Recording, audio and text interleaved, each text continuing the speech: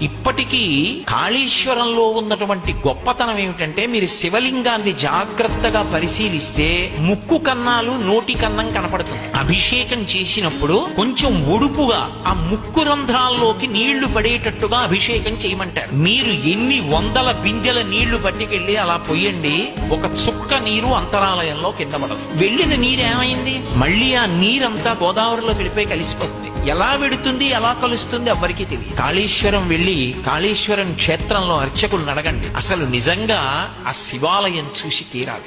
అదొక పరమాద్భుతం అంతే. గోదావరి వైభవానికి సాక్షి. అద్భుతమైనటువంటి ప్రవాహం. ఈ సంవత్సరం సరస్వతి పుష్కరాలు వచ్చినప్పుడు నేను అక్కడే స్నానం చేశాను. వెళ్లి మహాకాళేశ్వరంలోనే స్నానం చేశా. త్రివేణి సంగమం అక్కడ ఉన్నదని, అక్కడ అంతర్వాహినిగా సరస్వతి వెడుతూ ఉంటుందని ప్రతీతి. అటువంటి మహాకాళేశ్వర క్షేత్రం దగ్గరికి వెళ్లి మీరు గోదావరి ప్రవాహాన్ని చూస్తే అసలు గోదావరి యొక్క అద్భుతమైనటువంటి ప్రవాహ వైభవం ఏమిటో అర్థమవుతుంది.